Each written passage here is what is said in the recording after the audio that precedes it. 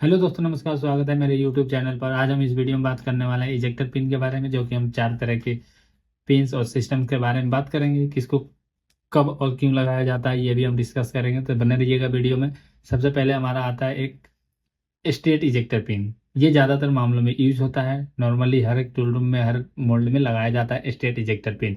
वहीं पे कभी कभी हम स्टेप पिन लगाते हैं। स्टेप पिन क्यों लगाते हैं? जैसे कि मान लो 3 mm से पतला पिन अगर आपको डालना हो कभी किसी प्रोफाइल में, तो आप वहाँ पे स्टेप इजेक्टर पिन का इस्तेमाल कर सकते हो, क्योंकि ये 3 mm के होने के कारण अगर लंबा चाल पड़ता है तो हमारा पिन टूटने और बैंड होने के चांसेस बढ़ जाते हैं। इसीलिए हम स्टेप वाला पिन मंगाते हैं, क्योंकि पीछे इसके डाया प्लस होता है और आगे जो हमें रिक्वायरमेंट होता है उस हिसाब से होता है, पार्ट के अकॉर्डिंग। तो इसमें थोड़ी सी मजबूती मिल जाती है और इसमें टूटने के चांसेस कम होते हैं।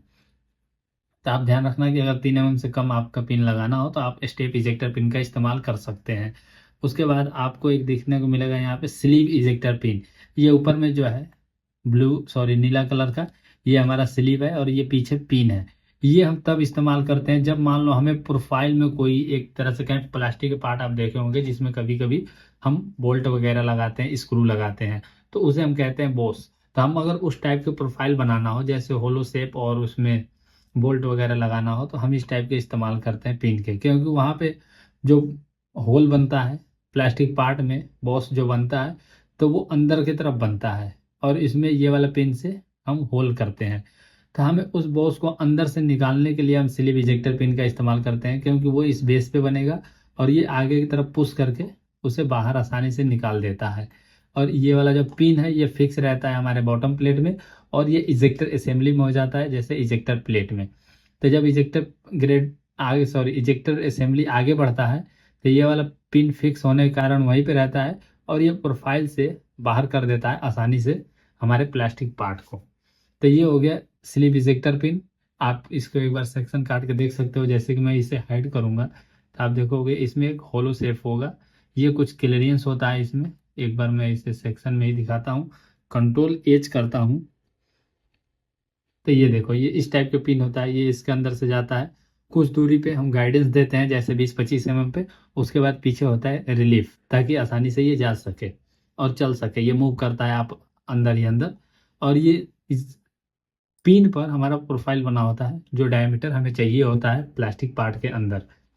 उसके बाद एक आता है ब्लेड इजेक्टर सिस्टम्स। ये कब लगाया जाता है? जैसे मान लो किसी पार्ट में हमारा रिब बनता हो, लंबे लंबे रिब बन जाते हैं कभी कभी, तो उस कंडीशन में क्या होता है, हमारा इजेक्टर पिन हम लगाते हैं, स्टेट इजेक्टर पिन।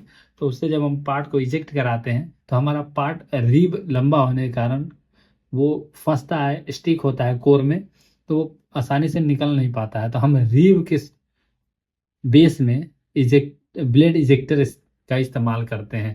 ये रिब के साइज का होता है ऊपर से, और ये आसानी से उसे पुश करके आगे की तरफ निकाल देता है। ये भी इजेक्टर प्लेट से ही कनेक्टेड होता है और इसका जो शेप होता है वो इस टाइप का होता है, क्योंकि हम जहाँ ब्लेड इजेक्टर चलाना होता है वहाँ हम प्रोफाइल को वायर कट कराते हैं। वैसे अगर राउंड जहाँ जैसे कि हम स्टेट इजेक्टर पिन लगा रहे हैं तो वहाँ तो हम रिमर और ड्रिल से भी साइज बना लेते हैं, लेकिन इसके लिए हमें वायर कट कराना पड़ता है। तो हम इसलिए इसका शेप स्क्वायर रखते हैं इस तरीके से, आप देख सकते हो। और ये भी काफ़ी हेल्प करता है हमें असेंबली के दौरान। और उसके बाद एक लास्ट में जो है हमारा वो है स्टीपर प्लेट इजेक्टर। आप देख सकते हो जब इस टाइप का हम कोई पार्ट बनाते हैं सिलेंड्रिकल पार्ट, तो इसको निकालने के लिए हम इजेक्टर जो इस्तेमाल करते हैं वो स्टीपर प्लेट इजेक्टर इस्तेमाल करते हैं। क्योंकि वो पार्ट जो सिलेंड्रिकल पार्ट जैसे कि ग्लास, मग्गा, बाल्टी, ये सब जो बनते हैं ये स्टीपर प्लेट पर ही इसका बेस प्रोफाइल होता है। और हम स्टीपर प्लेट को ही आगे बढ़ाते हैं। इस पार्ट में ड्राफ्ट होने के ये कोर में ड्राफ्ट होने के कारण ये थोड़ा मूव करते ही ये फ्री कर देता है इस वाले, मतलब स्टील से पार्ट को फ्री कर देता है और ये आसानी से बाहर निकल जाता है। ये कनेक्टेड होता है इजेक्टर असेंबली से। जैसे कि इजेक्टर प्लेट में ये चारों रॉड कनेक्टेड होते हैं और यहाँ पे हम इसे बोल्टिंग के माध्यम से इस वाले ऊपर वाले प्लेट में इसे अटैच कर देते हैं, ये जोड़ देते हैं। तो ये था हमारे आज के वीडियो में 4 टाइप के इजेक्टर सिस्टम के बारे में। अगर मैं इसे अपनी तरफ से पूरी कोशिश किया हूँ बताने के लिए, अगर आपको समझ में आया होगा तो वीडियो को लाइक कीजिएगा और चैनल को सब्सक्राइब कीजिएगा। तो फिर मिलते हैं अगले वीडियो में, तब तक के लिए नमस्कार, जय हिंद।